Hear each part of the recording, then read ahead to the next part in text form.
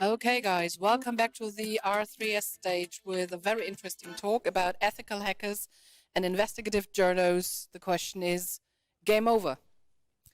And besides the most prominent names like Julian Assange or Edward Snowden, there are hundreds of thousands of courageous journalists and hackers out there who are being arrested, intimidated, or even killed, simply because they expose the lies, the corruption, and the war crimes of the world. Stefania Morizi, John Götz, and Andy Muller-Maghun will enter an open discussion in the form of a crossover interview where they will talk about hackers and journalists' common history, the current state of things, and hopefully perspective by the future. Welcome, folks, and thank you very much for joining us here. And the stage is yours. Thank you, Patricia. Thanks so much. Let me introduce myself, and then we will, Andy and John will introduce themselves and their work. So I'm an Italian investigative journalist working for the Italian daily Il Fatto Quotidiano, and I was previously working for La Repubblica and L'Espresso. And the reason why I'm here is that in the last 11 years, I have worked on many releases of documents, WikiLeaks documents mainly, but also the Snowden files and other documents which fortunately were shared by ethical hackers, by activists, and so on. So I have spent more than a decade on this kind of work, and I'm here just to bring my experience on how important it is, this kind of partnership with ethical hackers. It was crucial, and is even more crucial. It was crucial 10 years ago, very new, and is even more crucial in these days because many things have changed, and the big tech and the importance of data and the importance of this community is more and more, so. So let me explain you why I started doing this kind of work. Everything started for me at least, back in 2008, when one of my sources stopped talking to me as a journalist. She was convinced we were under illegal interception, and of course there is no way to know whether you are under illegal interception as a journalist and source. But my source was convinced we were under illegal interception, so she stopped talking to me. She suddenly disappeared, and I have never known what she had. So whether she wanted to discuss something very important. I have never known what was the matter she wanted to discuss with me. Anyway, I was lucky to have this problem because I took it very seriously, because it was at that point when my source stopped talking to me that I decided, well, maybe I have to look for more effective way to protect my sources, because the traditional way, the old-fashioned ways to protect sources, which even in these days many newsrooms and many journalists use, are no longer suitable for this age of mass surveillance, where you have these powerful microphones. You believe you are meeting with the source in full secrecy and privacy, but it's not like this. And so I took very seriously my source and her concern. And it was at that point, back in 2008, that I told myself, well, maybe I should find a better way to protect my sources. And as a mathematician, because I'm a mathematician, before going to journalism, I took a degree in mathematics. For me, it was natural to look at cryptography as a tool to protect sources. I mean, I suppose if I was a lawyer, I could look at laws, kind of legal protection for sources. But I was a mathematician, so for me it was natural to look at mathematics, cryptography as a tool to protect sources. So it was one of my sources inside the cryptography, the expert of cryptography, who put WikiLeaks on my radar screen back in 2008, when very, very few people had even heard of WikiLeaks, because WikiLeaks had been established just 2 years before. So they had not published Collateral Murder or their big scoops. So my source put WikiLeaks on my radar screen. And for me, it was very, very interesting for 2 reasons. First of all, because they were using encryption. And in those days, no newsroom was protecting sources on large scale as WikiLeaks was doing, using encryption, not even the New York Times. I'm not sure. I mean, 10 years later, many people don't remember how it was back then. But in those days, not even the New York Times had ever heard of things like submission platform, encrypted communications with sources. So it was really new and really brilliant how they were using these advanced tools to protect journalistic sources and to try to protect documents and to make them available to the public. So I was really attracted by their way of pioneering these skills, and it was my language. It was even if as graduate in maths, I just had theoretical knowledge of these things. So I never had to use encryption in practical terms. I just knew the concepts. I just knew the theory behind encryption. So I was not able to use it for practical reasons.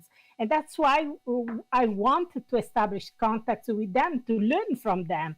And because I like to learn new things, and I like to learn how to use these tools. So back then, no one was using these tools, and not even the New York Times. And they spent years before they introduced full-scale encryption, secure drops, and so on. But in addition to this, there was another thing which made WikiLeaks very attractive for me, and it was their courage. So when I realized that they had told no to the Pentagon, when they revealed basically the Guantanamo standard procedure handbook, their manual, and I realized that there was an organization saying no to the Pentagon. For me, I mean, it was really refreshing. It was really something big, because in those days, those were the dark days where, I'm not sure if you remember, but the New York Times was basically infamous for publishing their stories about the Iraq War. The New York Times was infamous for calling torture as enhanced interrogations and so on. Or the Washington Post did not publish the names of the countries where the CIA black sites were based, the Eastern European countries. So for me, it was something which was much needed. That was my first approach to WikiLeaks back in 2008. And of course, I started establishing the first contacts.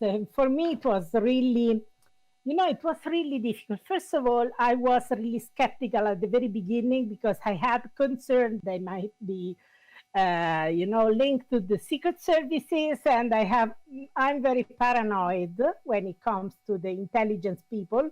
I realize I have a very, kind of skeptical approach, because I don't like the intelligence services.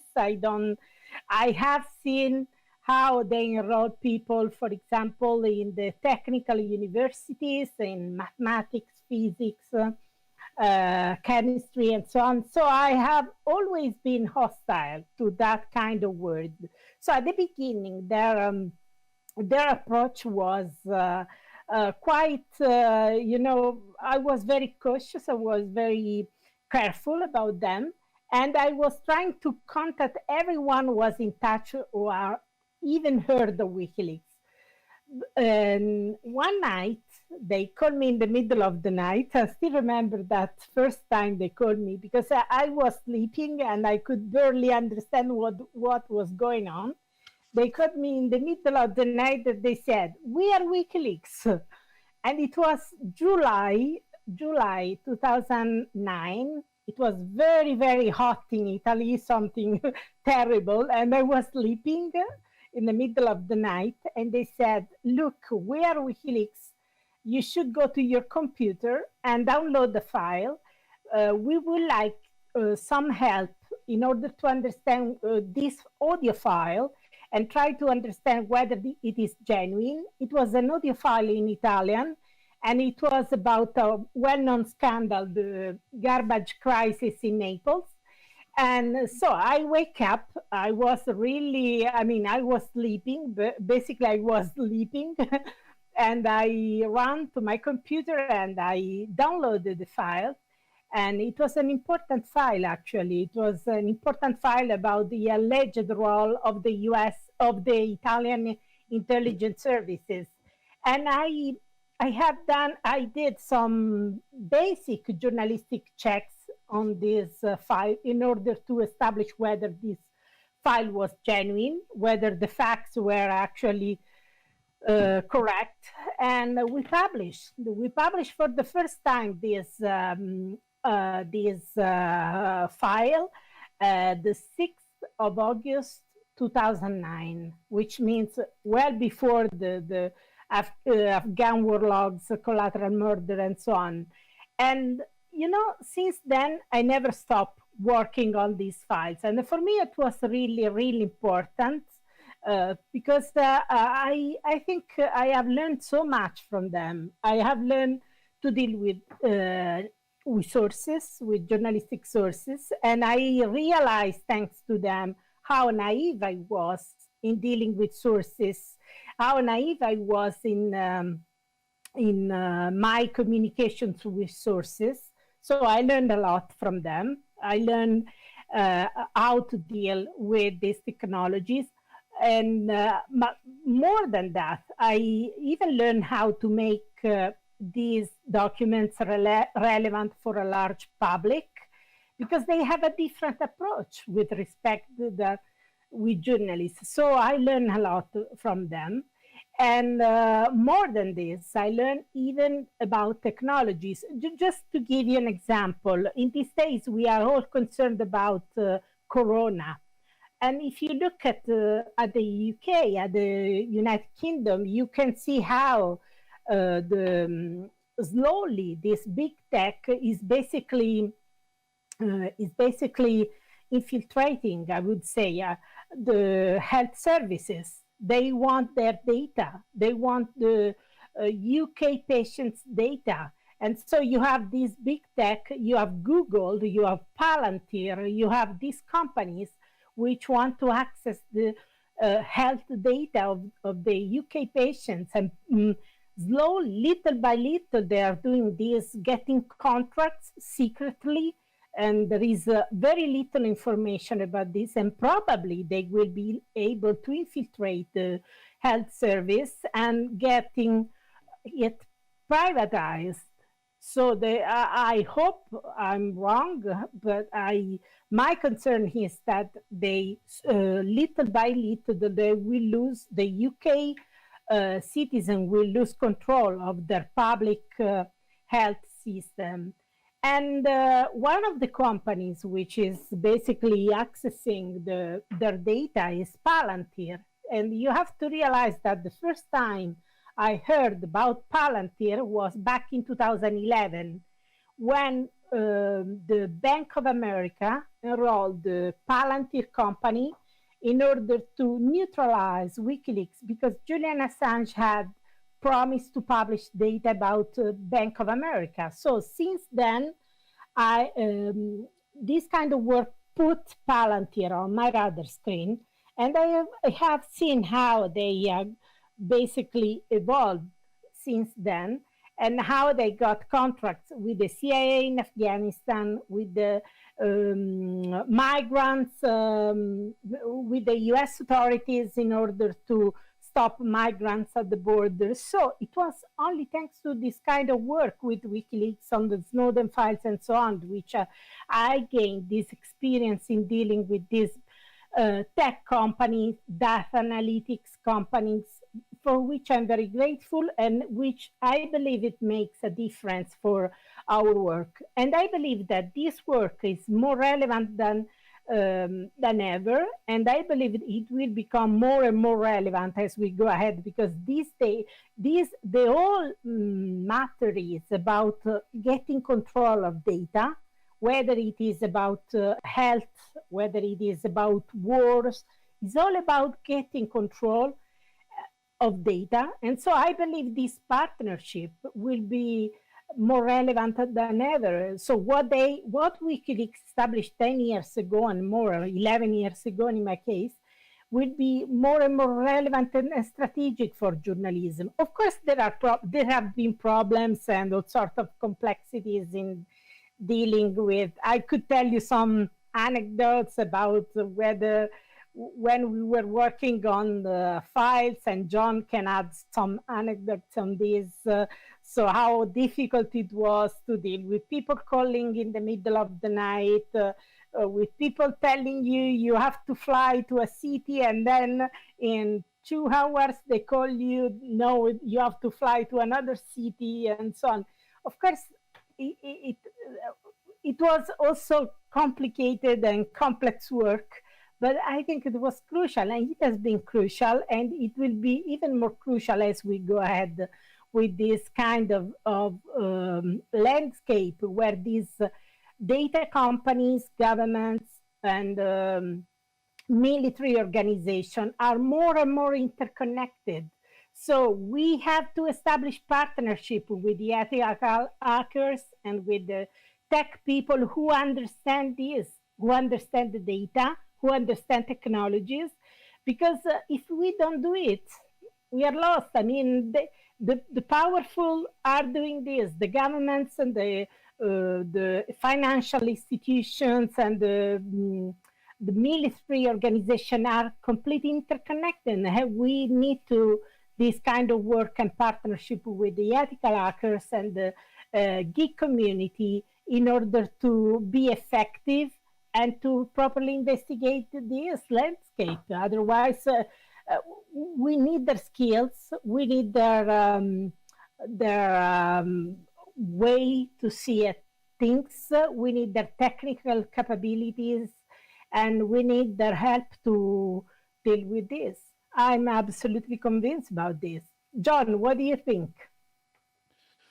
Well, yeah. I mean, of course, if you compare 2010, when I first encountered WikiLeaks, and 2020 now, and if you look at the differences in how journalism has changed, right?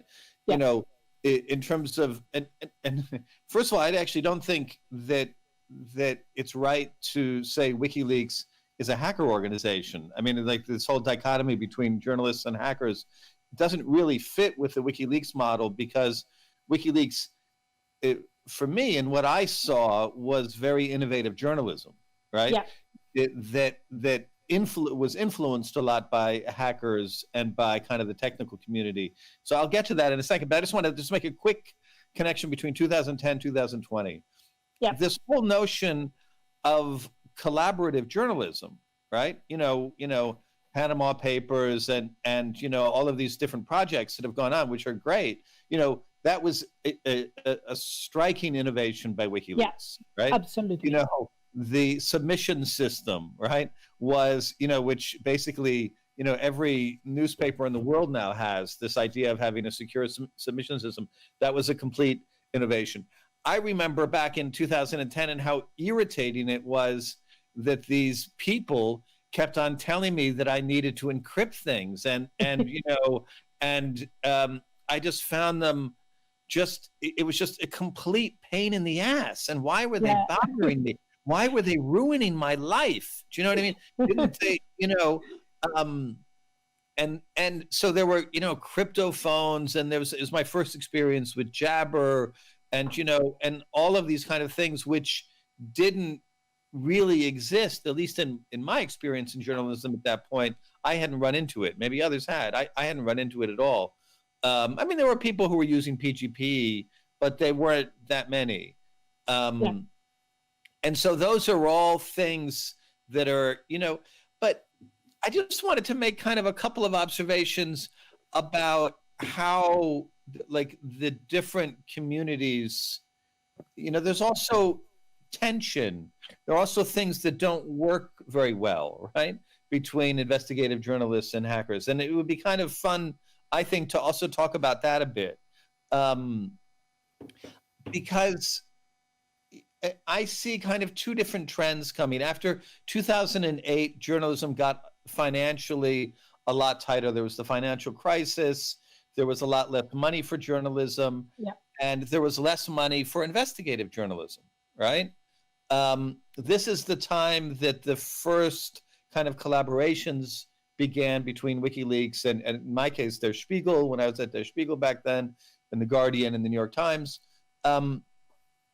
What happened between 2010 and 2013, I like to call it, or 2014 maybe, a kind of Prague Spring of journalism, right? Which was set off by WikiLeaks and continued by the Snowden revelations, where there was like a 4-year period where Western publications were reporting continually and regularly critically about their own governments and about their own government's role in the kind of surveillance, international surveillance consensus that these governments had unknown to their publics, right? And so what we forget, though, because of that kind of Prague Spring, is that squeezing of journalism that was going on was kind of overlooked in that period of 2010 to 2014. And I just wanted to describe, I mean, for a lot of people who came from, what do you want to call it, establishment media or whatever, or mainstream media, whatever expression you want to use for it, people who were staff, people who, like myself, I was a full-time employee. When you encounter the geek community and the technical community for the first time, you see often people who are basically kind of like a neoliberal wet dream. Do you know what I mean? They're entrepreneurs. They're willing to work through the night. They're against public television because public television is controlled by the state, and have this kind of, they're kind of like what Milton Friedman dreamed of, this kind of entrepreneurial mindset, right?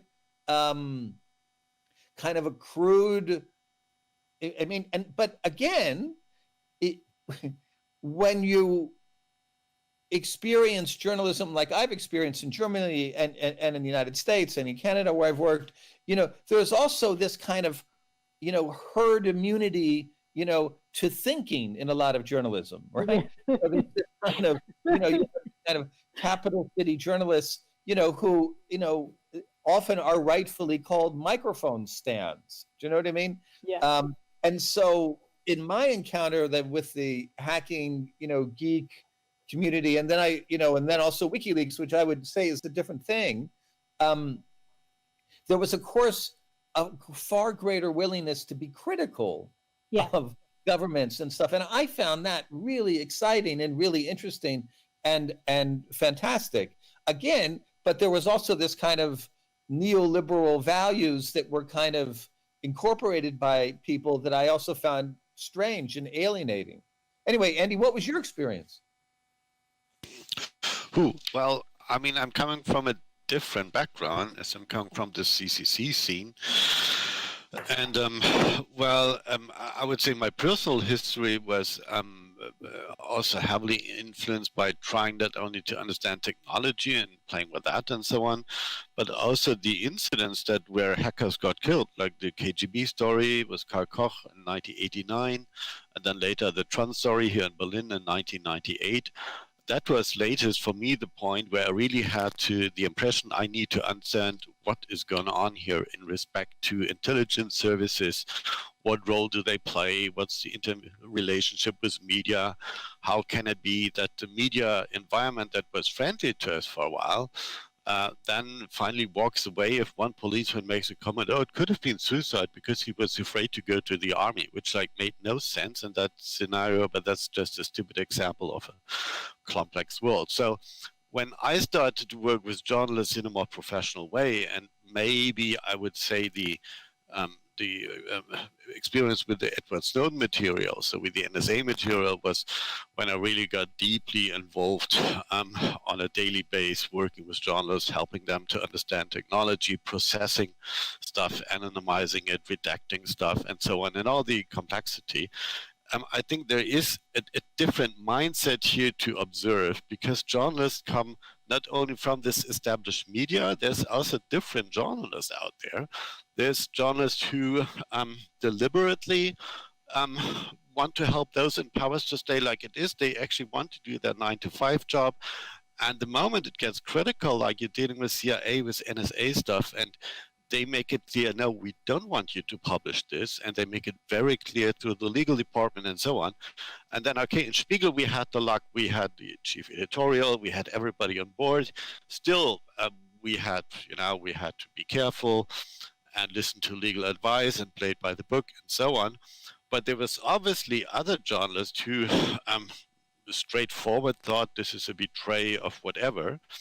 So, and I think you learn the different characters then while you walk, and not all journalists, even not all those who call themselves investigative, are really that critical of what they're doing. And all these technology components, when it comes to using encryption, you could translate in the hacker scene, you would say, oh, that's bad OPSEC, bad operational security if you deal with a source and you forgot to do the encryption, or you leak, kind of like what happened to the Intercept. The Intercept was a project where Julian Assange, he used to say that's like an astroturfing thing. So they stole the idea of what WikiLeaks was doing, like with the submission, source, submit stuff, and so on. And they somehow gave people the impression they're doing the same thing, just maybe more specialized and even more professional and less character-driven and so on. And then this reality winner, this young lady, comes with some material, sends it by the post, and they somehow forget to destroy the envelope. Yeah. And like, she's completely exposed, she still sits in jail. And the question is, was this a failure? Or was it maybe deliberately to destroy the idea that an organization could protect their sources? Like, we could say, okay, Chelsea Manning, that also didn't went well. But that was a completely different story, and that not had directly to do with Julian's acting. That was also partly that Shazia had confessed to the wrong people or to the wrong guy. So, however, I think there's many parameters here.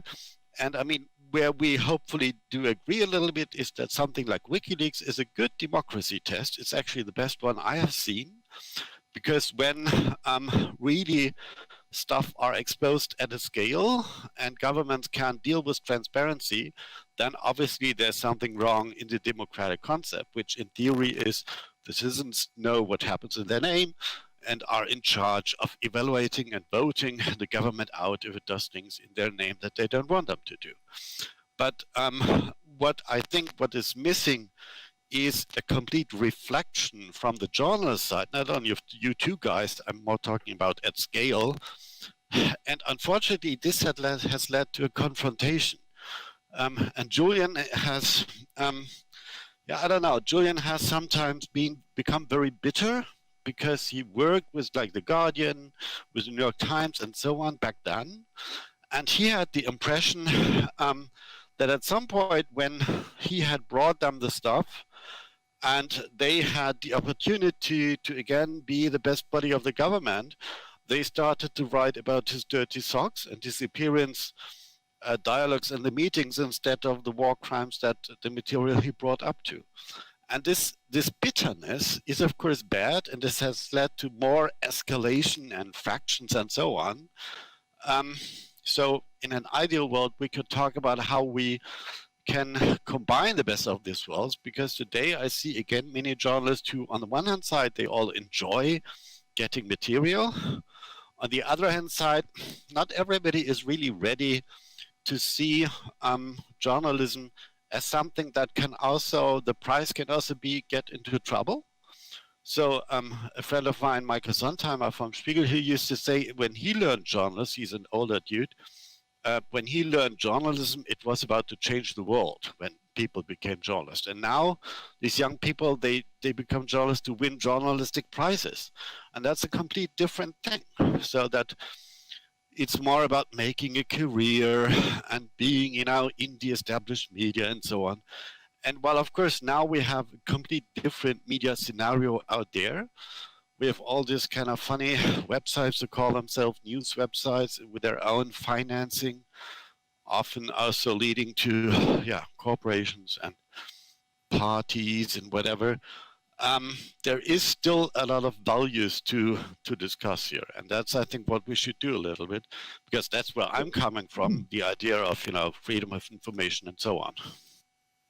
Just one tiny point. I mean, I don't think it's fair to say use the word instead, because I'm very critical about a lot of what the Guardian did, but to say that they didn't report on war crimes and stuff is not true. No, but at some point it changed, didn't it?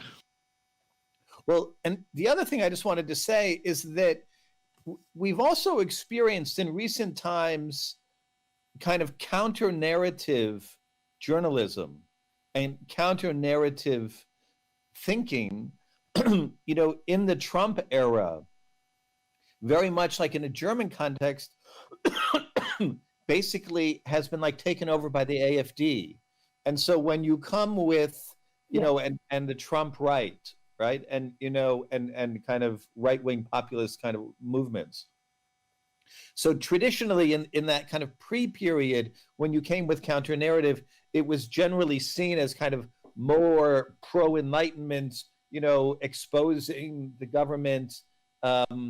And often now I see, again, all leading from 2008, where things get tighter and tighter, where politically things got even more tighter, and where counter-narrative is almost, or not always, but is often seen by leadership people, they're immediately suspicious,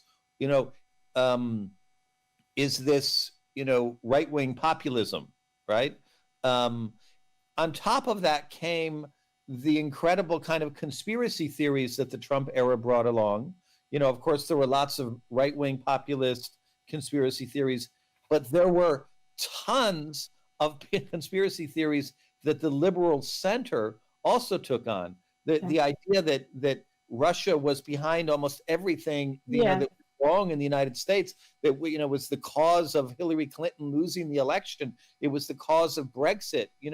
The idea, this like kind of monocausal Russia thing that like went on. I'm just saying that made a lot of journalism less possible. Anyway, sorry to blab on. Go ahead. I'm with you. Just 1 second on conspiracy theories. I mean, we both discussed it many times, and my accusation to this point is that while it is true there's completely stupid conspiracy theories, and I mean Nazi Germany is a history lesson where the Nazis simplified a lot of complexity that led to an economic crash and gave people a very simple answer and created hate and so on. So I'm very well aware of the mechanics, but holy fuck, there is conspiracies out there.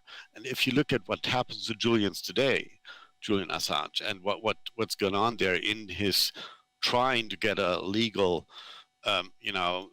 due process treatment or whatever, and what's going on surrounding it, yes, there is conspiracies and there is people who conspire on high level. And that needs to be exposed. And I mean, Gavin McFadden tried to inspire the young generation of journalists with stuff like, challenge power, expose corruption, and so on. And these are, I think things that Stefania is very well connecting in her work. Well, I think I would not use the word conspiracy in the case of Julian Assange. I think they use it in a very instrumental way. With a surveillance company that turned against him? How would you call it? No. That's, yes. I mean, with the all legal case, I think they were, you know that I have spent the last 5 years trying to get the documents about the case because, without the facts, you cannot understand the case if you don't get the documents. So if I look, for example, at how the Swedish case has been used in order to keep him, arbitrarily detained for basically 9 years inside the embassy, it's unbelievable. And when I got the documents from Sweden, I couldn't believe they released me those documents saying, basically exposing how the UK authorities were telling the Swedish prosecutors, don't come here, just question him only after extraditing him. And when I got a copy of these documents, I couldn't believe it. And they said, look, they are providing me the smoking gun. They are providing, which probably they probably didn't even realize that it was the smoking gun. I don't know why they released me those documents. But in any case, if you look at how they use this case in an instrumental way, it was not a conspiracy, but it was rather using something in an instrumental way. And so I think it's, again, I believe that without proper investigative journalism, this could have never surfaced because these people, want to keep all these kind of, all these kind of things secrets. They don't want to have these kind of things exposed. And this is why I'm basically fighting since 2015, because they just, after releasing me these documents, they absolutely don't want to release me anything. So I have spent 5 years litigating, going up to the Swedish Supreme Administrative Court and spending thousands of euros in order to get these documents. They don't want to release it because they know that the documents contain crucial information about the case. And the documents contain crucial information. Why? Because they still keep writing the documents as if the freedom of information doesn't exist. They write down things. I realize this. Even the UK authorities, they still are writing these documents as if there is no freedom of information. So when you have journalists asking for these documents, they go out, they panic. They basically realize that the old things get exposed because they still write down everything on their documents. This is true for the Swedish prosecutors and the Swedish authorities, and it is also true for the UK authorities, and probably also for the US authorities, because they are doing all they can to stop access to the US documents. So investigative journalism is still very, very relevant, and it is what we really need, I believe, because no one needs the news anymore. We are drowning in news. We need proper investigative journalism. And this alliance between the geek community, the hacker, call it as you want, the ethical hacker community, or the geek community, or the tech community, is more relevant than ever. And again, I want to make you realize how crucial that we have, how different the WikiLeaks model with respect to other models. The fact that we have these documents published in full, that's really crucial. That's really make a difference. I'm sure you realize when we had that Khashoggi case, the first thing that the Washington Post did was to access the hacking team emails, where you could see evidence of the surveillance companies providing training to the Saudi people. So the first thing they did was to access the WikiLeaks documents, which were published 5 years before, and that they are still relevant. And the same with the cables. Please, John. No. I just wanted, just a short point. I don't want to interrupt you. I just wanted to say that, I mean, that was one of the things I wanted to mention earlier. It was also in terms of 2010, 2020 innovations that have happened.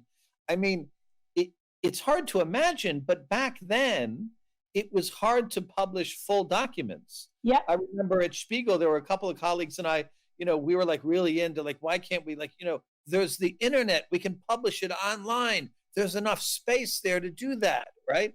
And that wasn't, there were some people who liked the idea, but, it was rarely done, right?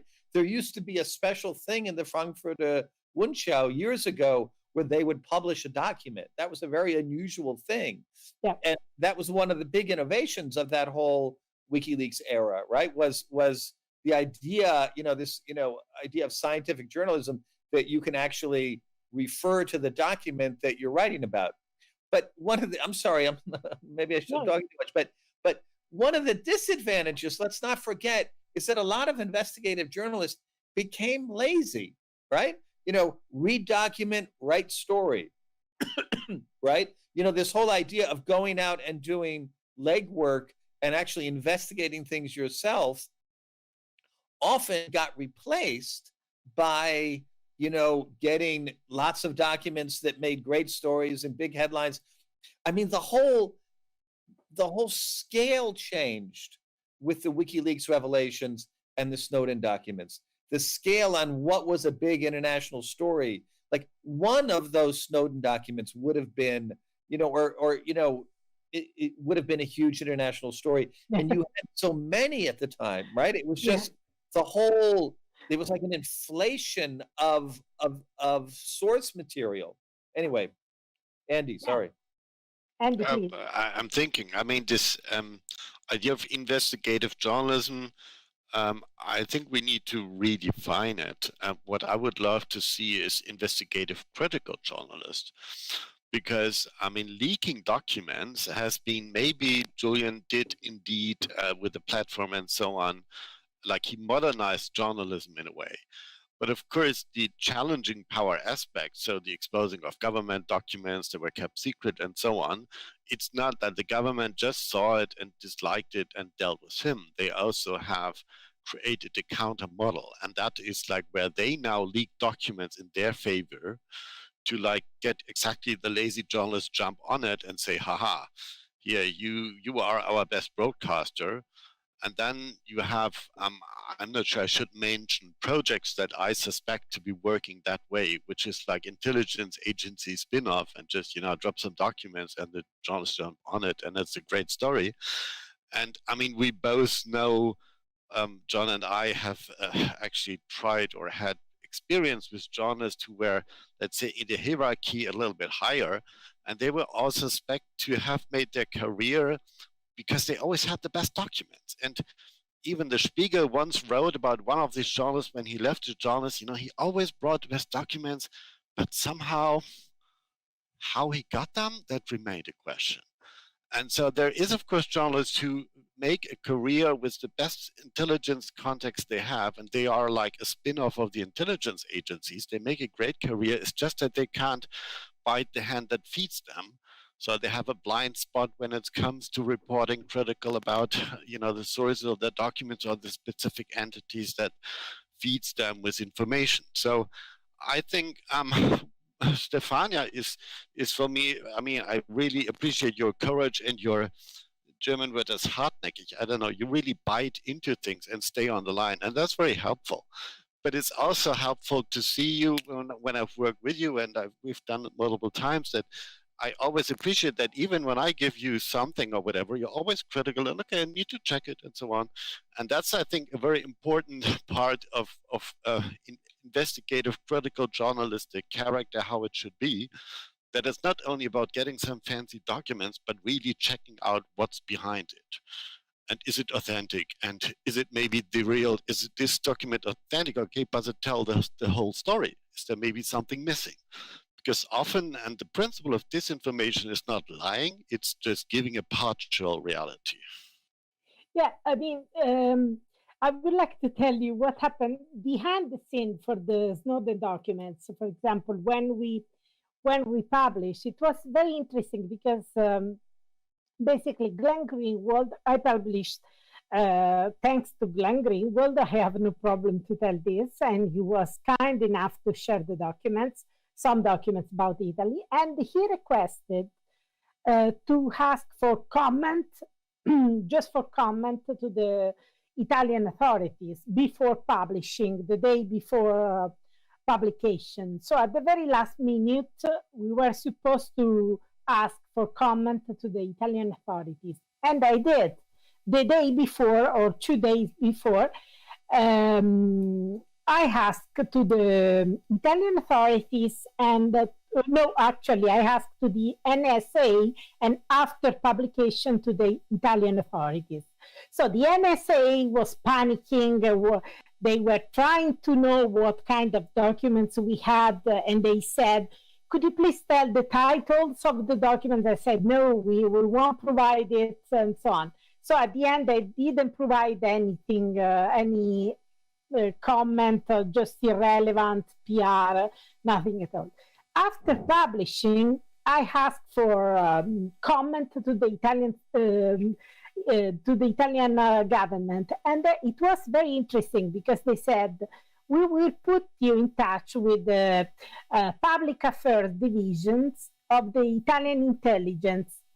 So it was, for me, it was the first time I was talking to the to the Italian intelligence at all. Never in my life as a journalist I had talked to the intelligence services because I think the worst about the intelligence services. So it was the very first time. So I expected something like, not aggressive, but something adversarial. It was not like that. It was like they were very warm and very friendly and very, very welcome. And at the end they said, we would like to work with you, not to influence your work, but just to have an exchange. And they said, thank you, and never contacted them again. But just to let you understand how they approach the journalists. They are trying to be seductive. They are not adversarial at all. So, I mean, I imagine that for some colleagues, it's quite an attractive, it's quite an attractive relationship because you are welcome. We will explain you. We don't want to influence you. We just want to provide you some facts.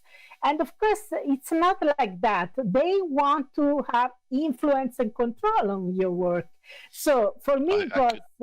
Yes, I could add a little detail because similar to what you experienced when in Spiegel, it was also that the legal department suggested we inform the NSA and ask for a statement.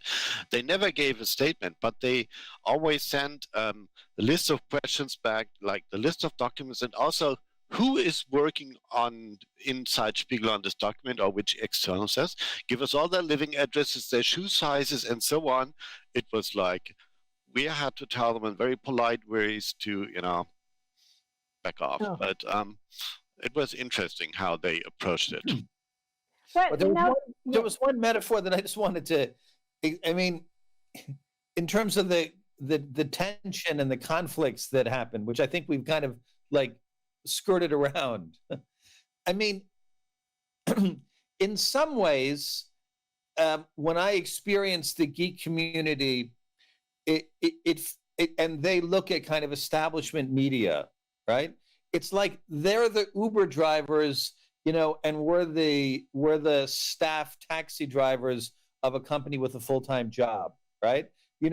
And there's this whole kind of, being convinced that we're the new technological wave and changing things. And it's interesting because I don't include WikiLeaks in that, right? Yeah. I see WikiLeaks as a different thing, but this is about hackers and journalism, right? And this whole idea that, anyway, you're not. You think I'm wrong, Andy? Go. What do you think? That's no. It's fine. No. Go ahead. Because you excluded WikiLeaks. I mean, yes, of course, there is some. I mean, the trouble is that state-owned media and mainstream media, they all have something in common. It's the old model, and it used to be in a very hierarchical way. Before I stopped doing like commercial work in the security area, I once found myself in a funny country in, let's say, still on the continent of Europe, but not in the EU Europe. And I met the staff of the prime minister there, and they asked me to solve for them the Twitter problem. And I was like, what's the Twitter problem? And he like, yeah, well, since Twitter is in our country, it seems to be just bringing up critical comments about our prime minister, and he doesn't like us, and he's used to, he can deal with the media, with the journalists, he addresses the chief editors or with the radio stations or the TV, that's all under control, but this Twitter, there's somehow a mechanics missing to deal with it. And I was like, but maybe, the trouble is not that they bring up critical voices. The trouble is maybe that they are the first ones that allow the critical voices that are there to be like, appearing and so on. Yeah, we know, but that's not what you wanted to hear. And I was like, what the fuck? What did you wanted to hear? And then they showed me their ideas. If, they had gone around and found a company allowing them a tool which is actually allowing you to place and kidnap hashtags. And in this case, it was completely stupid. At the end of the presentation was Nike turnshoes. So you come up with a political discussion and you kidnap it to Nike turnshoes. So why do I'm telling you all this? Because I think the classical media model, of course, it has a history, but it has a bottleneck. And the bottleneck is that somewhere is a person that can be arrested. And even Julian is facing a little bit of that problem today. And the question is, how can we truly decentralize media and make it, let's say, give it the freedom it has in theory per constitution, without getting into trouble, exposing those being corrupt? Because in some countries, that seems to not work by democratic standards. And I'm not sure. I'm completely with you on that, right? I'm completely with you on that. But I really think it's important to remember that just because a new technology like Uber is there or Airbnb, right, that, the latest neoliberal fad, right, is not necessarily, in journalism, is not necessarily better journalism, right? And this idea that just because you reorganize the way it's done in a more because there's the free speech aspect to it and critical voices, right? But then there's also the economic model side of things. And I think often the two get confused. No, that's true. And I mean, especially, I do still like to work with Spiegel because they have a fact-checking department that's really a resource. It's called the documentation. So you come up with some names and some information, and they bring you the company records and everything is well thought out. And that type of resource you don't find in this little media spin-offs, which give you a little bit of money for some lines of funny reporting, but they do not often have like the lawyers or whatever, so it's all up to you to deal with the reputational damage that you create when you're based on bullshit, or on something that's inaccurate, which happens, so which needs to be. That's why fact checking is important. So I'm with you that there is a resource and a structural issue, but there's different components. I just want to say, if anyone wants to ask a question, they should ask a question. Yeah. Yes, I also think time-wise but our moderator seems to have rushed away from the place.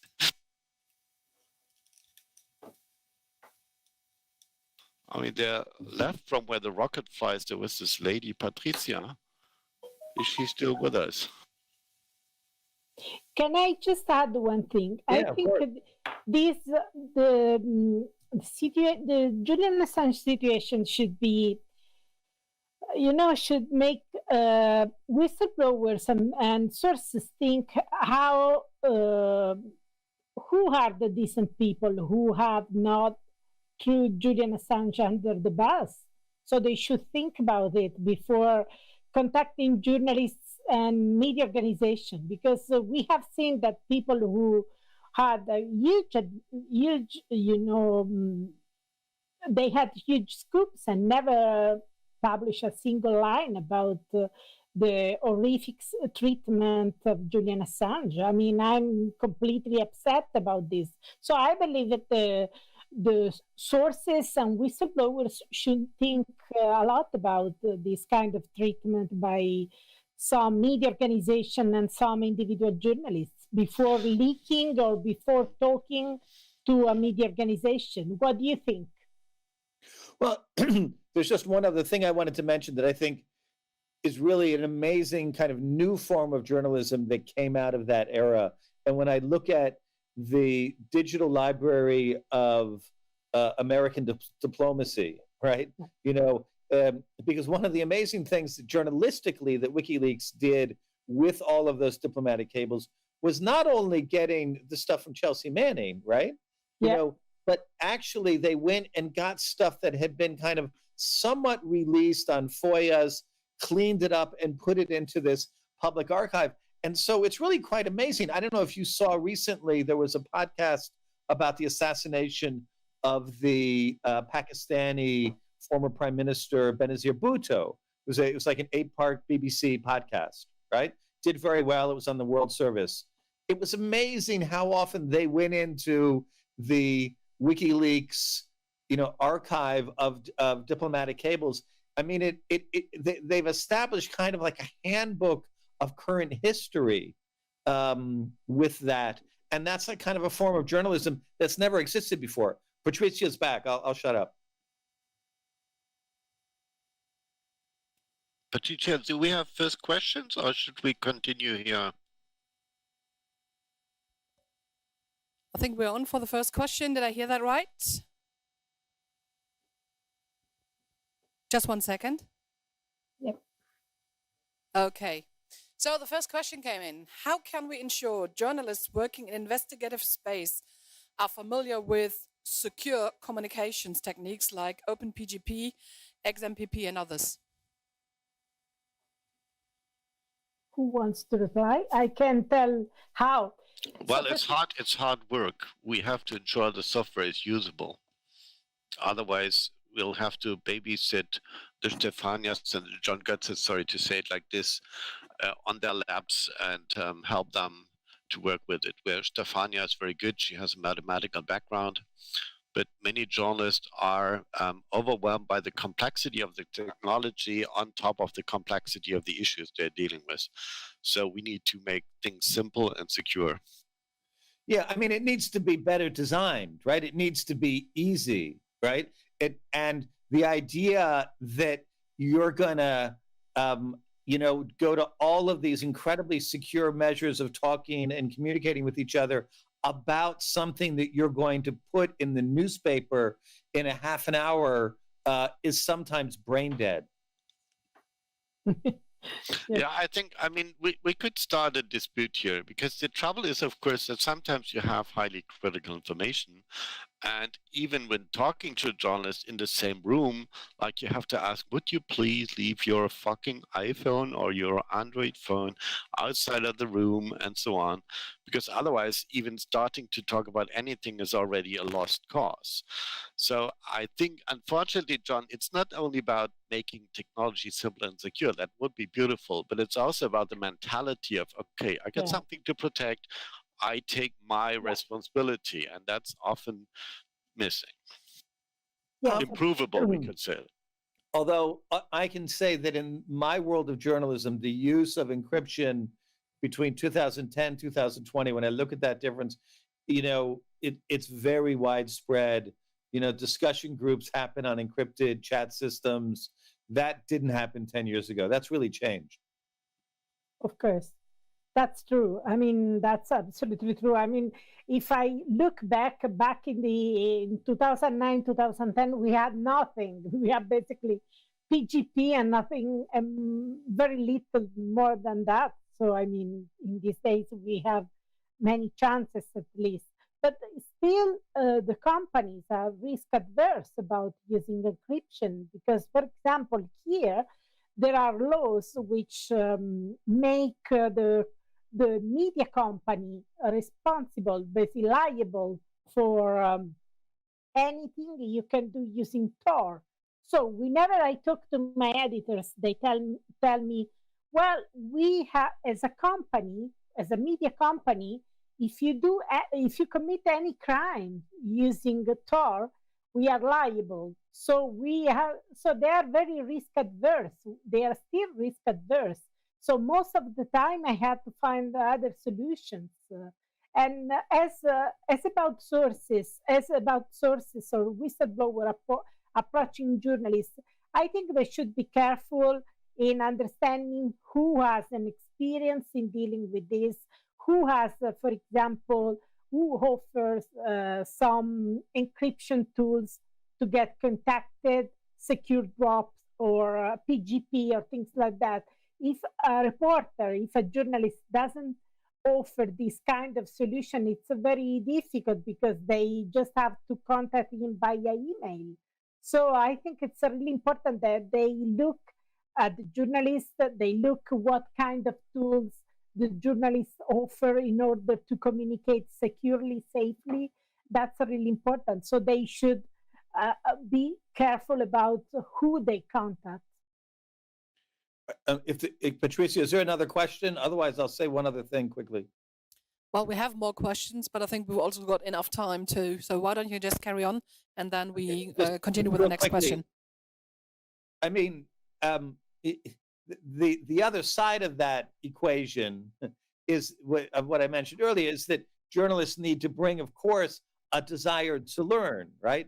And a desire, of course, to protect their sources, but also a curiosity and a respectful approach to, what is it that can be offered, right? How can I be helped? And I just want to say, personally, when I look over the last 10 years, actually someone you first took me up with years ago, Andy, when I look at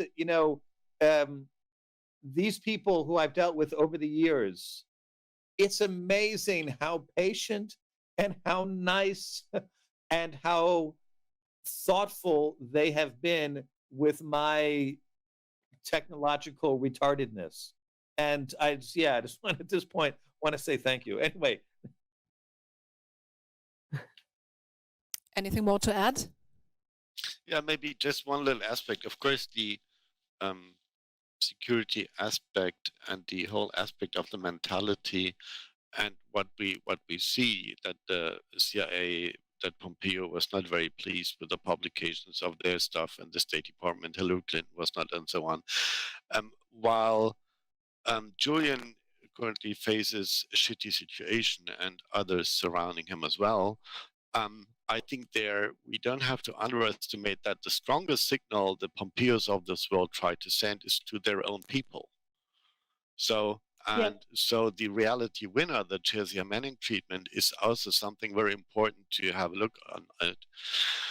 And the question is, how can we, so that's a huge responsibility to anyone involved, technologists as well as hackers, as well as journalists and so on, to ensure that we don't bring people into that kind of trouble. And that's, I think, what should be in our minds to really is the goal, to do not get people into jail when they provide crucial information for critical review of governmental actions and so on. That's, I just want to add one thing, and that's why it's important to, for a source or a whistleblower, to be very careful about who they contact. It's not enough to contact the Intercept because they have a good history of working on the Snowden files. They have to be careful about contacting the right journalists, because it makes a difference whether you contact a journalist who has an ethical approach and has skills.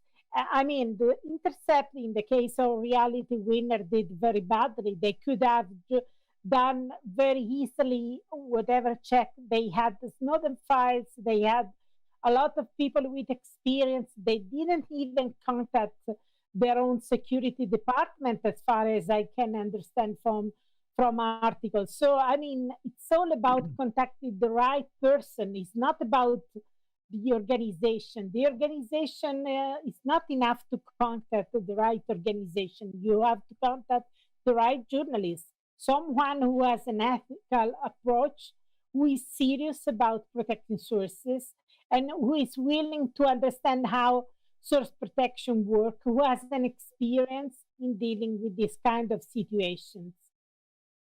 Yeah, I mean, just one quick thing, and then we should get to the next question. But let's not forget that, as far as I understand it, I may have this wrong, but the journalist who did the Reality Winner story is the same journalist whose lack of operative security played a role in the arrest of the CIA whistleblower Kiriakou. Yeah, absolutely. Right? Anyway, are there other questions? Absolutely.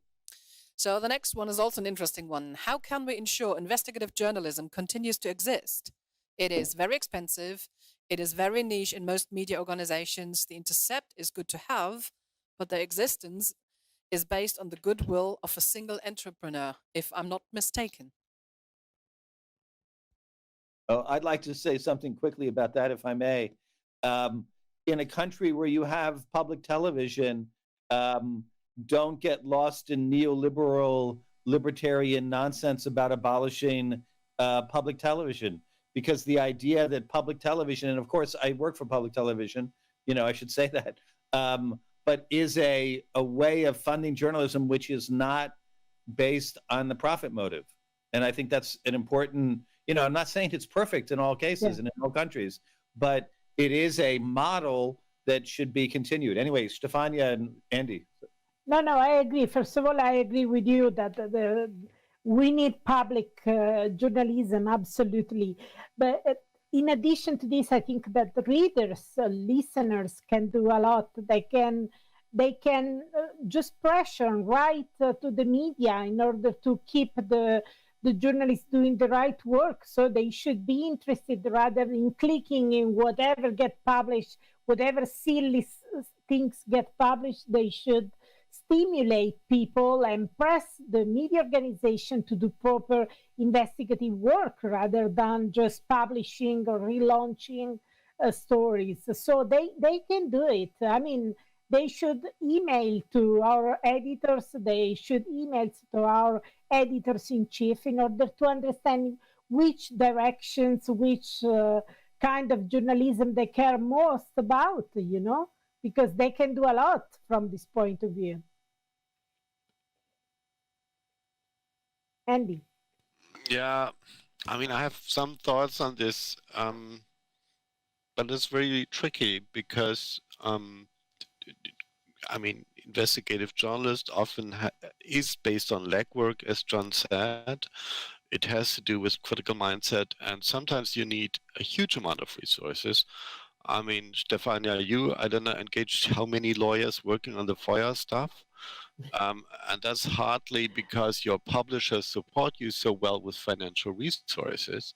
That also has to do with that there is foundations in the context of these works of critical journalism that supports Freedom of Information Acts and other things.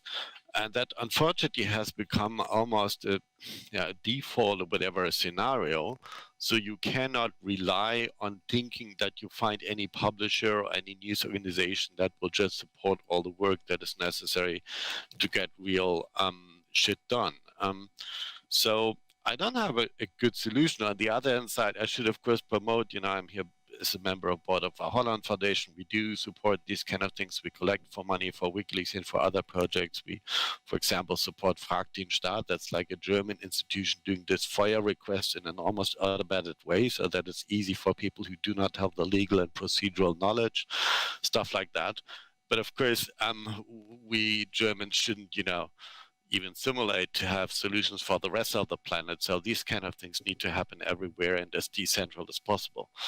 But before we get to the next question, real quick, I just wanted to mention, that there is this whistleblower village, in the RC3 world to discuss these kind of questions. If anyone wants to, that's a good place to go to discuss these things. Yep. Yes, absolutely.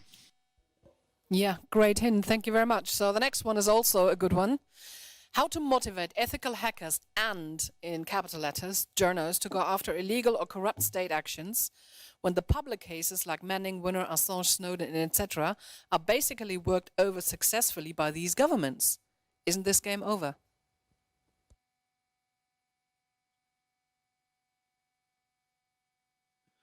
Well, that's an interesting question. It really is. I mean, I think for a whistleblower to look and see the incredible impact that those stories had, that kind of Prague Spring of journalism from 2010 to 2014, kind of the WikiLeaks Snowden common era, it's amazing the impact that that stuff had, and it wasn't useless. It wasn't,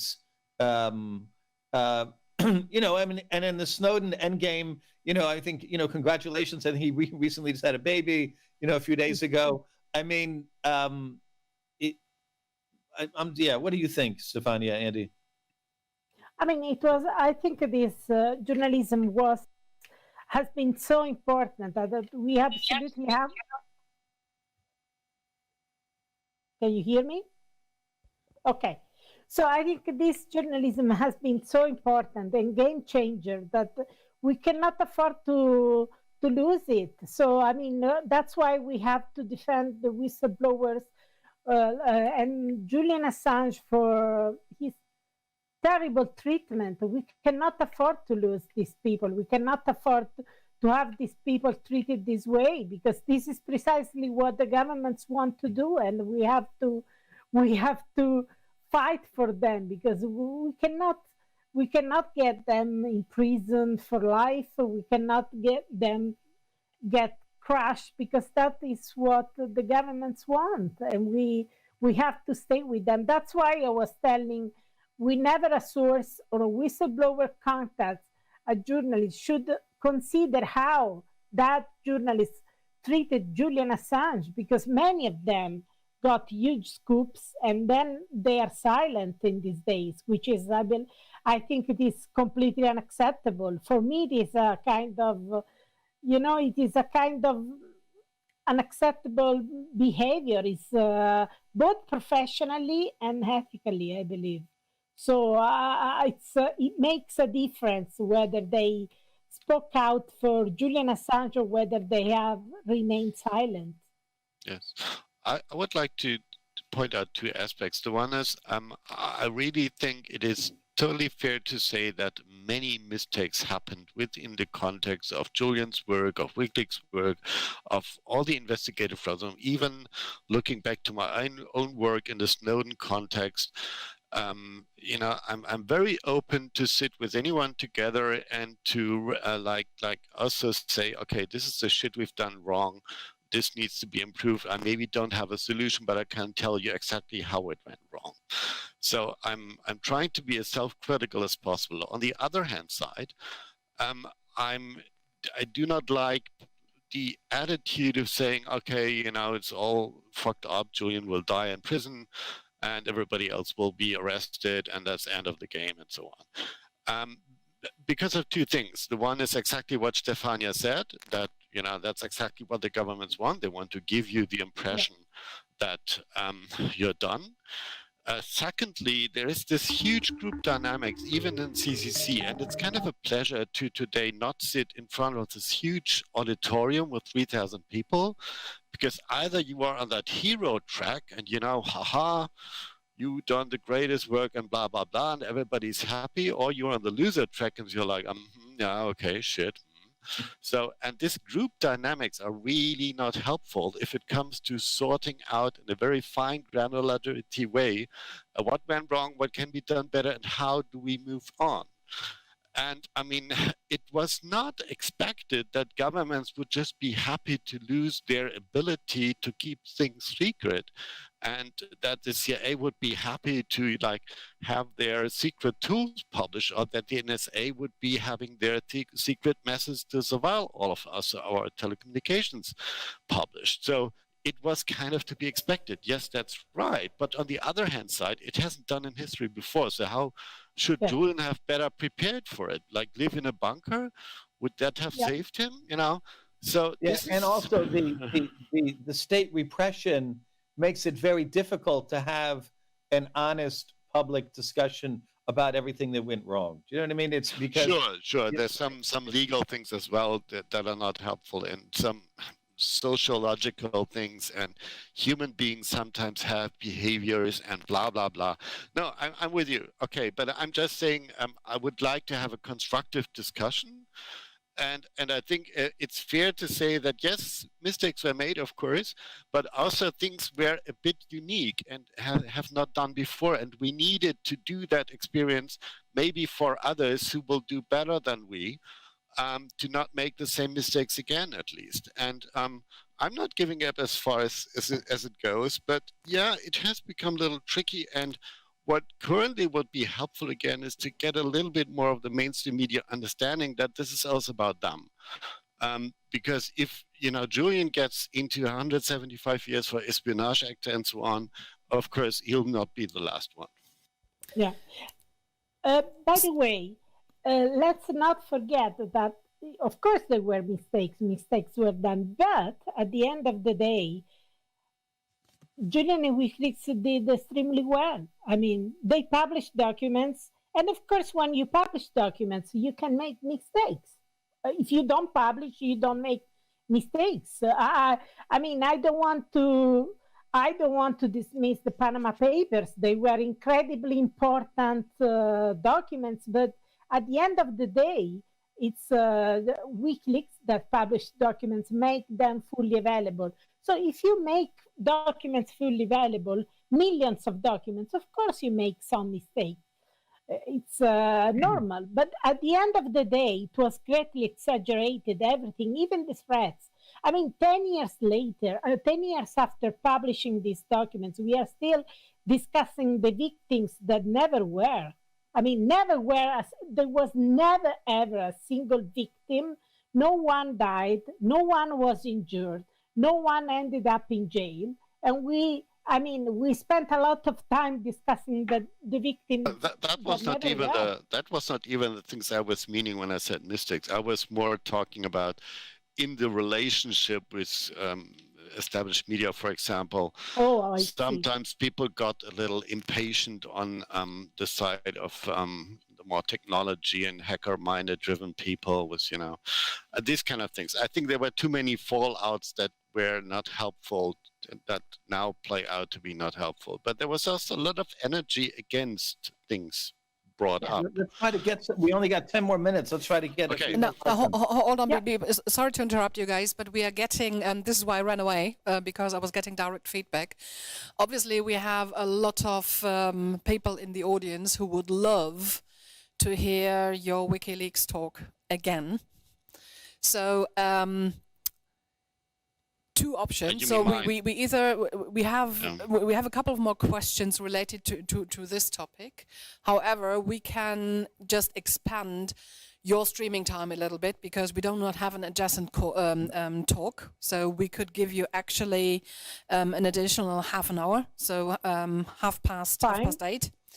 If you don't want to do this, totally up to you. But again, so we're getting a lot of questions. People asking, can you repeat your WikiLeaks talk? What are you meaning, me, or are you talking here about this all round? I think, Andy, this is mainly okay. Going to you, this question. Okay, I can do that, but I would prefer that not to do it right away because I would need to get my slides, and that was a technical fuck up this morning, or this 2 o'clock thing. And I think this is why so many people would like to hear it again.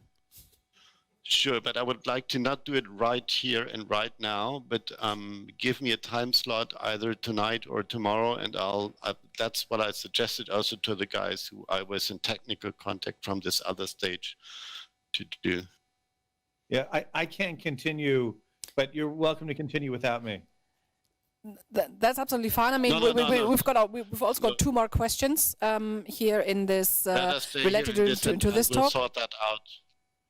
Yeah, let us sort my talk out maybe separately, logistically, when is a good time, and you tell me how we do it. Okay. What are the other 2 questions? So the next one is also, have you thought about taking advantage of the security services' interest in your journalist activities to actually catch them red-handed? For example, run your own hidden video surveillance of yourself to catch them when they place the bug in your crypto phone or tamper with your door lock, etc., etc. The visitor would be interested to hear more about the incidents Andy briefly mentioned in his previous talk. Okay. I just want to say one thing, an example that I thought was really amazing. And it was from a very major newspaper, a very important international newspaper.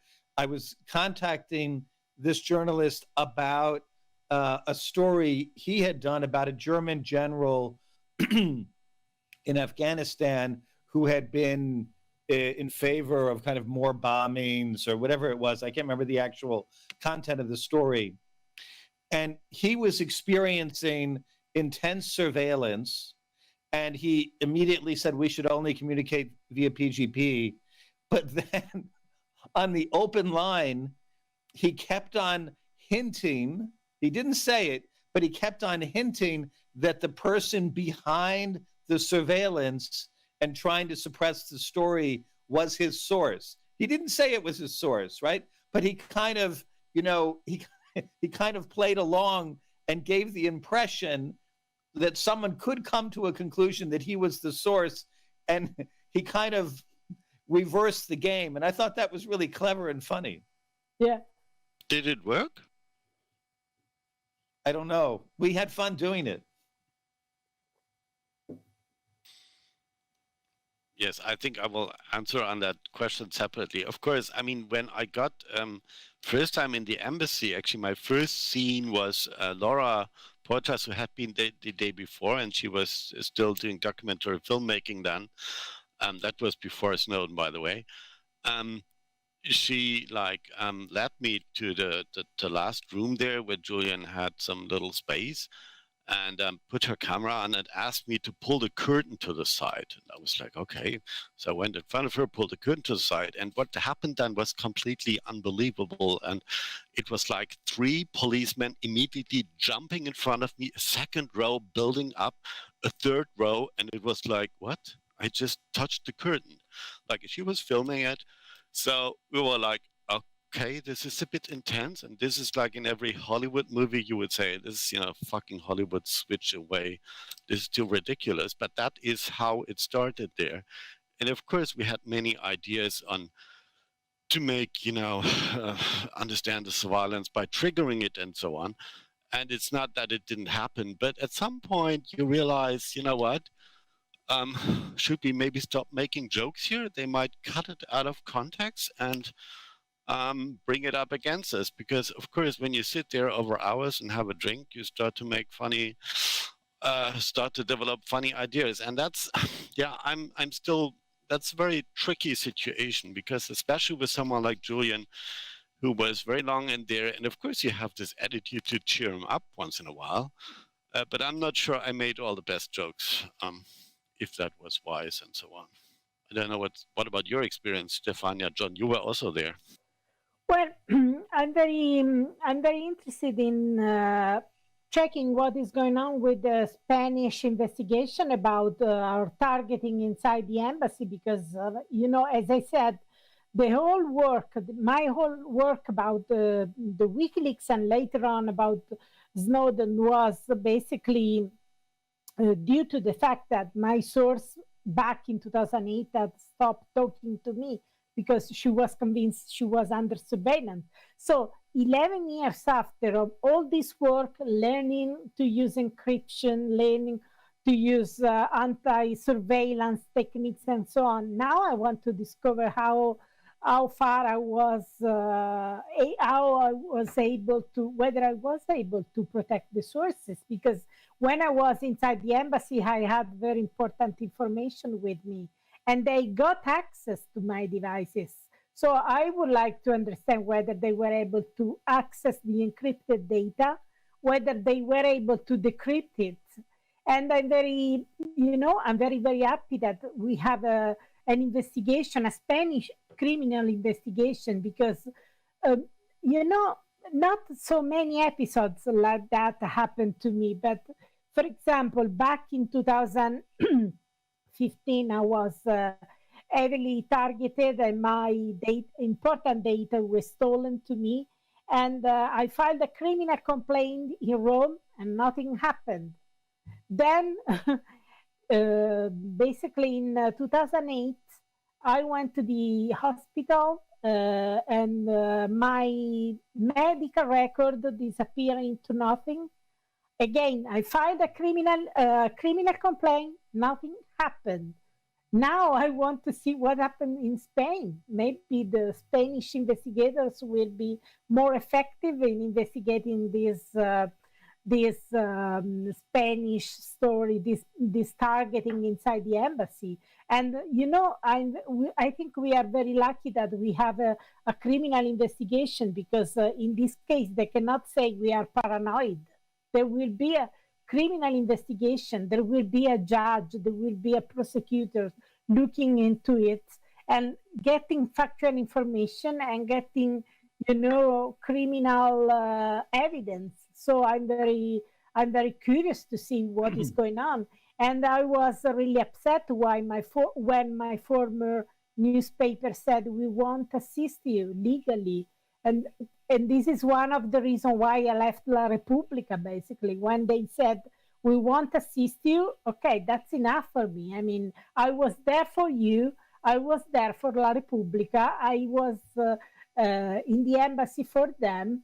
And my journalistic contract required them to protect me, and I was left completely alone. So, I mean, it's one of the reasons why I left.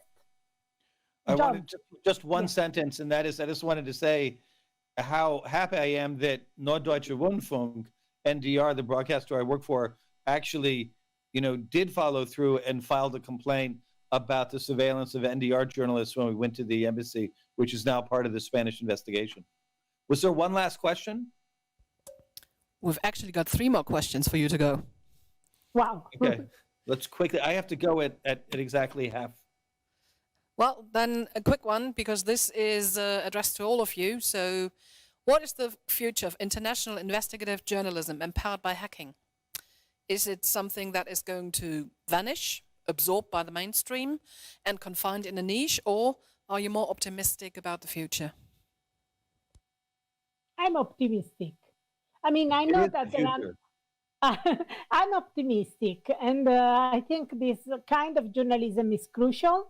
And even if we have seen all sorts of attempts to kill it, I think this kind of journalism produces such important revelations, such important stories, that at the end, competition is competition, and media will jump in this kind of work. So I'm optimistic. I'm not so. I don't want to be pessimistic about it, because I think there is still room for this kind of important work. I mean, I also think it can stay extremely relevant. I mean, when the kind of, you know, the data leaks that happen are about our own governments and about our own, the countries that we are responsible for. There's a lot of journalism and data leaks about countries, you know, that are doing bad things in other places, and that's good journalism, that's fine journalism. But I find, like, our primary duty is to report about the crimes and the misbehavior of our own governments and our own kind of Western alliance. And when data leaks and whatever, working together with hackers goes in that direction, then I remain very optimistic. Yep. Yeah, I can be optimistic when I talk with Christians. Sometimes the Icelandic Constitutional Court has made clear that publication of material, even if it was obtained illegal, but it turned out to be in the public interest, there's no liability for the journalist dealing with it. And that's, of course, very important for Christian Nielsen working as the chief editor of WikiLeaks these days. So, and that's something that maybe is not clear in all jurisdictions yet, but I have some hope for continental Europe on that. If I'm so optimistic about the country formerly known as the United States and so on. I'm not sure. I have to sign off. I just wanted to say that in the whistleblower village, there's kind of like a quest adventure game about how to deal with these questions that's apparently very fun to work on. Thanks for having me. I have to say goodbye. Yeah. Thanks, John. Thank you so much, John, for joining us. Okay. So I just want. Can I just add one thing? sure. I think Andy said something very important about the fact that finally we have this kind of consensus that publishing material which had been hacked and probably stolen in certain situations is perfectly legal as far as you do proper journalistic work on it. You verify the documents as genuine and publicly relevant. So this is another thing which basically WikiLeaks was crucial about this, because before there was no such consensus. And now, it's very, very common and widely accepted.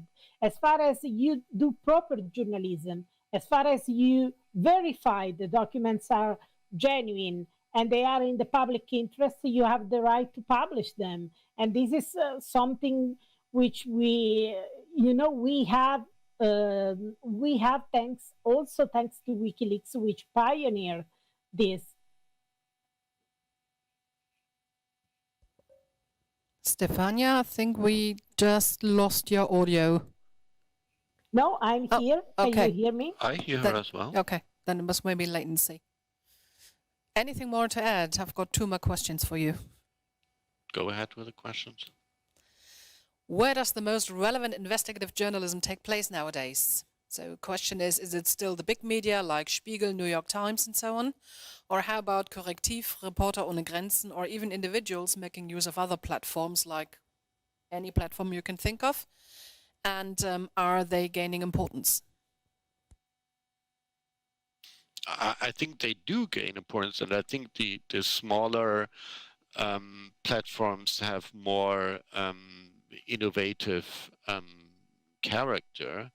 However, what is a little bit missing is the meshing, I would say. What WikiLeaks invented then was also a process which I use a very dangerous term that Julian once invented for it. He called it impact maximization. He later asked me to, after the elections, to not use it anymore. He thought it would lead to misunderstanding. But what it meant that back then was that WikiLeaks would give media partners access to the raw material, of course, clean from source issues, so scrubbed as it was called. And the journalist was helped with the contextualization to make really understand where does this document come from, what does it describe, what's the context of the persons, and so on. And then the publication would happen on the same day. So WikiLeaks would publish the raw material linking to the contextualization, to the articles of the journalist or the mainstream media, whatever you call it. And the other way around, the journalists would publish their contextualization article and link to the raw documents. And that was a beautiful game of helping each other to, people get it. And that is something that I think the smaller platforms, yes, of course, they try to do it all themselves, and that's kind of okay. I can understand that also. Who needs another intermedia when you have all the things? But on the other hand side, to reach out to more people, you do need to kind of find out how to channel that and so on. And there's, I think, more work to be done. Without that, you need to end up working for mainstream media or whatever, but maybe at least find some procedures, some processes, or maybe befriend a journalists who are interested to help you bridge the gap. Because often the trouble is you publish something on your very innovative thing, no one realized it is. 2 weeks later, you go, maybe you are in this context of the mainstream media, and the journalist there wants to report about it. And he goes to his chief editor and says, hey, look what I found. And says, yeah, but that's 2 weeks old. That's old shit. We can't report old shit. And that's so weird, because you lose the momentum and then you get accused that it was already published. And this has become a very weird attack channel to keep things out of the normal media environment. Yeah. I mean, there are some situations where I really would like to work with very big media organization, like, for example, in the case of my Freedom of Information Act litigation about getting the full documentation of Julian Assange and the WikiLeaks journalists. You have to realize that I have spent 5 years, and it has been so hard just to get the money and to be able to pay for 7 lawyers. Imagine if I had done this supported by a big media organization. Probably, it would have been much, much more easier, and I would have spent just 1/10 of the effort. But at the same time, I realized that no media was willing to do it. So probably if I was working for the Associated Press or Reuters or BBC, they would just not do it because they haven't done it. So there are pros and cons, of course, but at the same time, there are pros which are being able to pay for lawyers, which is really important when you do investigative journalism, because the first thing they do is to attack you legally. So you have to be able to pay for lawyers or to pay for compensation in case you lose. And you have to have this big legal department able to support you.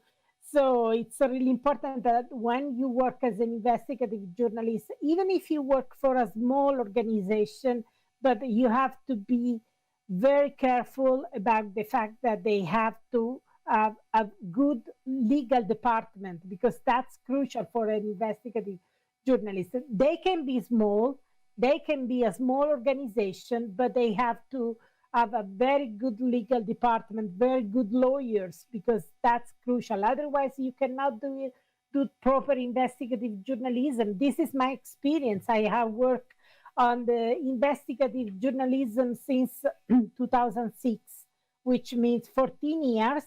And, But Stefania, maybe you should explain. I mean, I know you very well. I know you don't love lawyers. It has to do with the threats that are coming. I think you should explain that a little bit, why you need the lawyers. Well, let me mention one of my investigations back in 2009. So I had this garment factory, which was an Italian one, but it was operating in Karachi, in Pakistan. So, for example, I spent 1 year just investigating what they were doing to local poor and local workers, employees, horrific things. And of course, the local people didn't want to talk to me, and they were not able to talk to me because they were speaking a very local dialects, Balochi and Sindhi and so on. So I basically asked for help to local organizations working on workers' rights. I asked for help to local organizations working on environmental problems and so on. I spent 1 year investigating this case. And at the end, the investigation was really, really good. We published, and I spent the basically 6 years defending myself legally, because they did all sorts of appeal. They filed a libel against me and my editors, and we spent a lot of money and just to bring witnesses from Pakistan, and just to have them in the court with translators. And, we spent 6 years just to defend ourselves, and everything was properly done. We won all the legal cases. So, but I was able to do this, spending tens of thousands of euros just for the legal costs, because we had a very good legal department. So even if you don't work for the New York Times, even if you don't work for the Reuters, but you work for a smaller organization, you still need to be very careful about having a very good legal department, because that's crucial for an investigative journalist. That's absolutely crucial. And they know how to make this litigation more and more expensive for years, filing the criminal complaint, the libel cases in the most expensive districts. So that is very, very expensive for the journalists. They know how to exploit politically sensitive districts for the litigation. So it's very, very heavy work, and you have to be able to pay tens of thousands of euros in this work. That's why it's crucial to have a media organization with a very good legal department, for my experience. So would that then also in return mean that obviously if you operate a smaller platform, still doesn't mean that it's less quality, but simply because of the investments that are especially related to legal cases, what you are just referring to, is much, much harder for smaller platforms to obviously support the investigative journalist? I think so. Based on my experience, yes. That the problem is not with the quality of journalism. Sometimes they offer very good quality of journalism. The problem is getting the resources to protect yourself, legally speaking. I mean, in my case, with that investigation about the garment factory, they intimidated every single blogger, and the bloggers removed, and the small journalistic entities just removed from their websites my investigation, whereas my newspaper, which was basically able to sustain the legal costs, didn't remove it at all. And we won the case. After 7 years, we won the case. We never removed our investigation, whereas the small platform, they just got rid as soon as they got the legal threats, you know? I mean, it remains important to check out, even with the big, the small, or whatever platforms, where the money is coming from. Not all of the new platforms out there are really as neutral and maybe in the same line of interest as you would think as a critical journalist. So yeah, there's some warnings to be spoken out here. Yeah, so coming to the last question, and that is maybe a nice next step referred to or compared to the previous question. And this one now is, do you think that the media today are not covering the Assange case in a much more larger scale because they're afraid? For example, is the treatment of Assange in this sense already successful, or are there any other reasons? What's your take? Okay. You want to start? Yes. I don't think it is a matter of them being, scared at all. I don't think they don't want to do it just because of it is not politically, it doesn't pay well, politically speaking. They know that this kind of support for Julian Assange doesn't gain you powerful friends.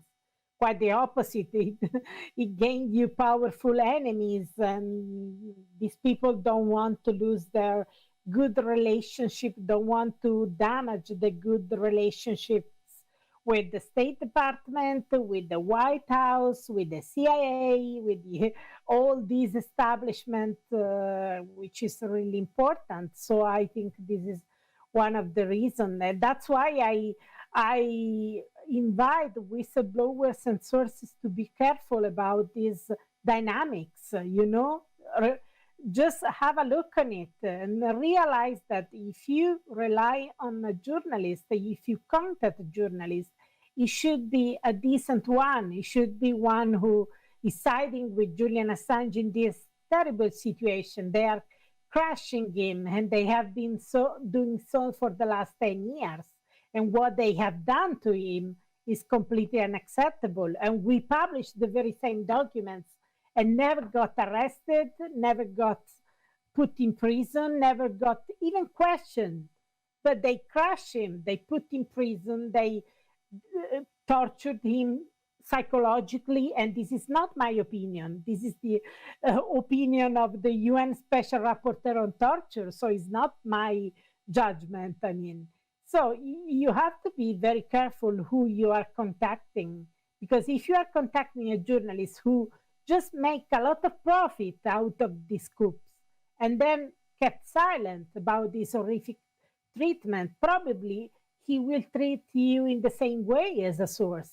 He will get the scoops and then just be silent and do absolutely nothing about you, which is completely indecent, I believe, completely unacceptable, both professionally speaking and ethically speaking. Andy. Yes, I mean, coming back to the question, of course, what happened to Julian is that as he was like the key person building up WikiLeaks, that he has provided some attack surface that has been used in such a massive way that he has become almost a non-person. I mean, it was all about his, you know, alleged rape thing. It was about the his behavior. It was about this and that. It was no more about his role as a journalist. And now people realize, oh, he's not sitting in jail because of his behavior or whatever. He's sitting there because of his work. And that's what they were after. But the desolidarization has taken such an effect that it has taken quite a while and some policemen to carry him out of an embassy for people to realize what this is about. And of course, the hundreds of pages that we're facing here in the lawsuit from the US side, the response of the defense and all that ongoing shit show in that court case that the British government tries also to keep as intransparent as possible, at least how they treat him. So I find this a very heavy struggle, but I do have some hopes that people get the memo. And I think many people do intuitively understand. And that's also what they want. They want this intimidation. They want this, you know, we'll deal, we'll hang him at the highest tree and so on.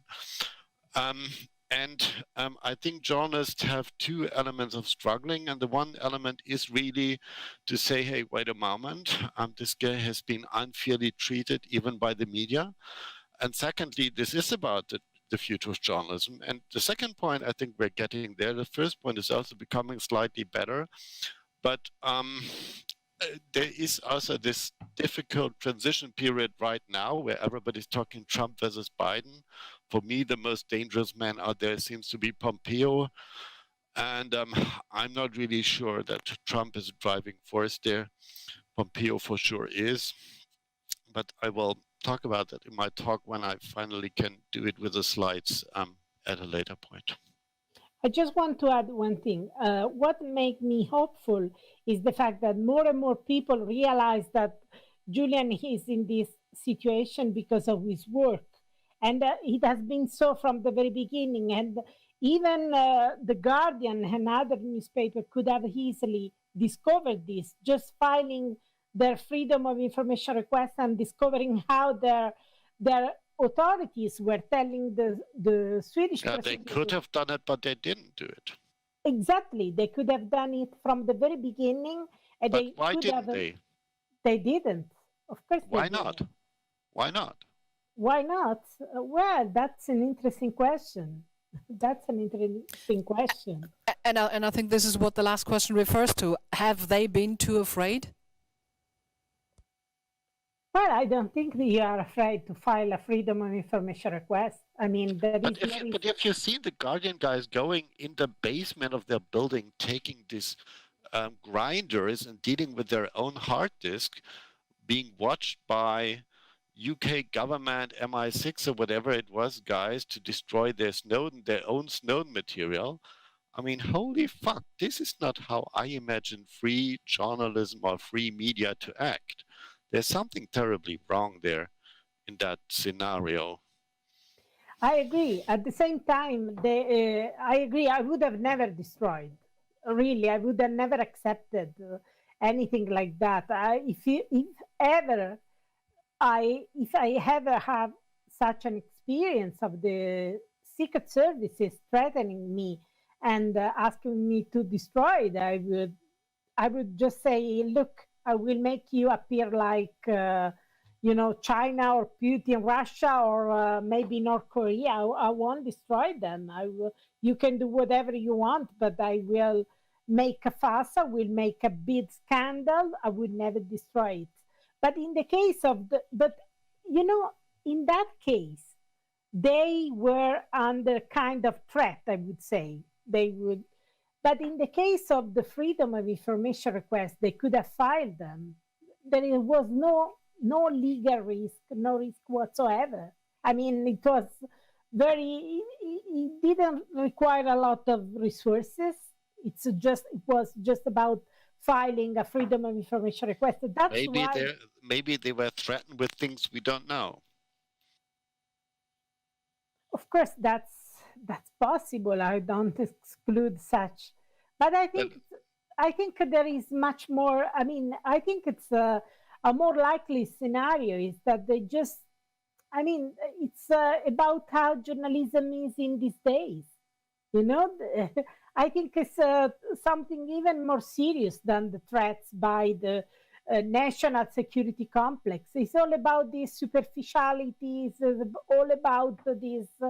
You have to realize, for example, that we have, during the Julian Assange hearing, one of the most important media outlets, the Columbia Journalism Review, published an article with some very unreliable information about Julian, saying that Julian was charged in Sweden, which is one of the very clear things he never was. I mean, there are press releases by the Swedish prosecutors telling that those were just allegations, were never charges. Well, I contacted them. They refused to amend their article. And this is why I think it's much more about how journalism is conducted in these days. It's all about superficiality and the sensationalistic approach. That's why I think it's much more dangerous, because if you have threats from the national security complex, well, at least I can understand you are scared. But in this case, it's even more serious. It's brain dead journalism, I'm afraid to say it. It's, dead journalism, that's something very serious. I mean, how can you accept that the new journalists try to access the documents about this case when hundreds of journalists have reported on it? Hundreds of journalists have reported on this case. So why not to ask the documents? It's the very basic. I mean, when I was asking about this case to the colleagues, it was a real nightmare. I was asking, look, what it means, this Swedish case. And they were unable to reply to very basic questions. It was chaos. No one had the facts right. So how can you work in this mess? I cannot work in this mess. I cannot work. I need facts. I need very clear, logical, very, rigorous approach to facts, and to understand what is actually going on, and to have solid journalism. And I wonder why these people haven't tried. For me, it's a big failure, huge failure of journalism. So I think it is even more serious that getting threats from the national security complex, because in that case, we are human, we have fear, it's pretty common. We have fear of the mafias, we have fear of the intelligence services, we fear the threats, and so on. But in this case, it was even worse. It was about superficiality, lack of a rigorous approach. I would say that journalism, it's something I would call that way, I have nothing to add. That was very beautifully summarized. Thank you. Wow, we've got 5 minutes left. No more questions. I can only say on behalf of the entire R3S team, thank you so much for your time, for the amazing information you shared. Sometimes a bit scary. I'm pretty sure I'm going to have a sleepless night tonight because my brain will keep spinning in a good sense. Anyway, as I said beforehand, 5 minutes left. Any famous last words from you guys? Well,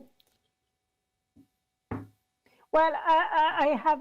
No, I mean, we need to. You of course need to come with a strategy how we deal with the brain dead guys. I mean, with the lazy, journalists in the game. How do we get them back into thinking, or at least get them moved out to dealing with horses or sheep or whatever, so that others can take over the journalistic, critical, and investigative job? Well, I think you have to force them to be rigorous and precise. So when they publish unreliable, false information, you should challenge them and say, look, you have to amend the article. I don't want to file a libel case against you because I don't believe in this libel machine. At the same time, I want to add you getting the facts right, straight. So you should keep the record straight. And I ask you to amend the article, and you should do it. Otherwise, I go ahead with a libel case. I think that's an important thing to do because it will have them looking at the article and getting the facts right and keeping online reliable information. I like your idea, Stefania, but what I have experienced with some journalists inside entities, as they told me, yes, they wanted to include, the facts, the sources, the names, but their editor said the policy is no more than 3 names per page because it confuses the people. They can't deal with the complexity and so on. Journalism has also changed with the way media products are consumed. So my question is, how can we bring back also the more fact-based or at least optional naming of sources, the references, how you would find it in any scientific word, where you say, this sentence is nothing without not the mentioning of the source. So how can I check it and so on? So how do we deal with this, simplification for entertainment and for easy consumption reason versus a way to really write things that you can verify and understand them? This is a very important question, of course, and I cannot address in few seconds because we have very little, but that's a crucial question. How can we publish information which is verifiable by our readers so the trust is established and you can have trust and you can trust that publication and that article? That's a huge fact, and I think we have to address it because in these days, we are far from those days where the journalist published and nothing happened. In these days, you have people on the social network telling you wrote bad things is completely wrong. You got the story completely wrong. And unless you are able to keep your reporting and your investigative journalism credible and solid, you lose your reputation, which is everything for a journalist. So that's a very important matter to discuss, but we cannot do it in a few minutes, of course. Well, if you can do it in 10, we've still got some more time left until the next talk is on. Fortunately, our technology is running stable and does not kind of give us a headache. So if you want to add a few more words to this important question, please go ahead. Stefania, I mean, technology-wise, of course, in the internet, you can easily link to sources and so on. Yeah. It's much more easy than in print. There's also not the argument of the space or whatever. The argument often seems to be the simplification of the message versus the complexity of the whole story or whatever.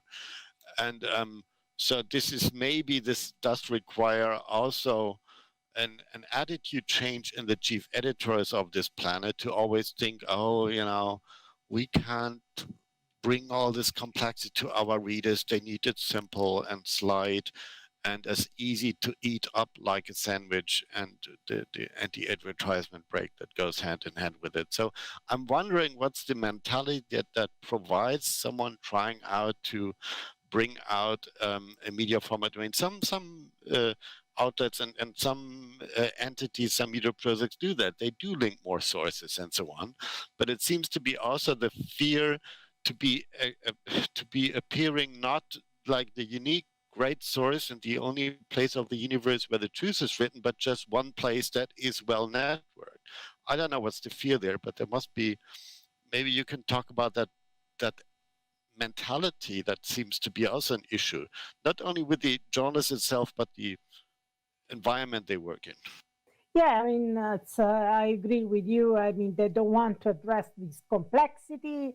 They want as smooth as possible. And then there are the legal concern and all sorts of problems. I know, but at the same time, we have to find a way to make this, this information completely verifiable. And, I think one of the important things is to be open to the feedback.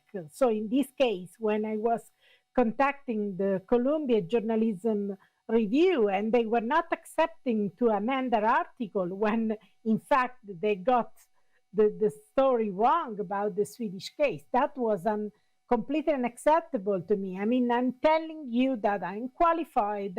I have worked 5 years. I'm bringing you original sources.